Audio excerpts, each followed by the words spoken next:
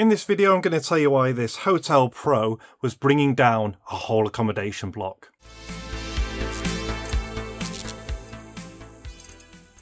Okay, so true story, obviously I've already given the punchline away, but a friend brought me this kettle because he lived in an accommodation block and the power kept getting knocked out. So the person came in and they were looking around, you know, the electrician or whatever, and they're trying to work out what's blowing the power. Was it the washing machine? Was it that big electric heater? Was it that TV? No, it turned out to be my friend's Hotel Pro kettle, this tiny little thing. And so in this video, I'm going to tell you why. So he brought it to me because I have a portable appliance testing qualification. It's old terminology. It's actually these days called the in-service inspection and testing of electrical equipment, but everyone still calls it PAT or PAT testing, if you want to call it testing.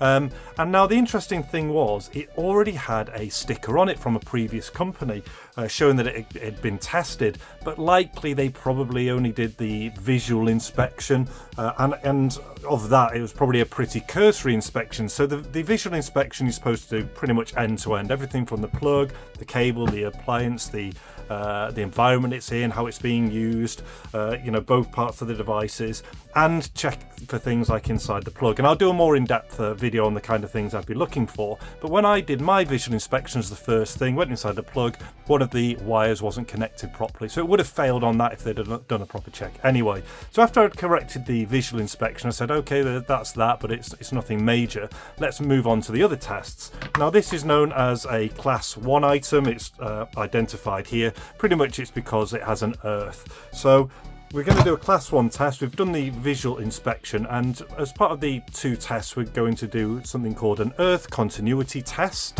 and that's basically also known as the protective conductor continuity test, and that basically makes sure that the earth wire is all connected and working correctly. It doesn't have too much resistance, it's going to flow out.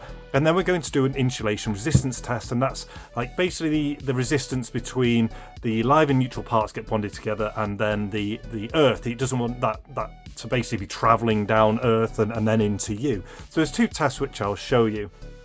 So what we have to do first of all is obviously hook up the device, and then for this you've got to find the conductive metal parts, you know, where someone's going to be holding or other bits and bobs. I won't go into the details, but for this we're going to go in here, avoiding the areas of limescale because they can give a poor result. So for this I'm going to be using my crocodile clip. So I put my crocodile clip on, and then I need the appliance turned on. You can actually do some of these tests with it off, and it'll pass, but it'll be a false reading because you're only actually doing the cable. So with that all hooked up, we'll start the class 1 test.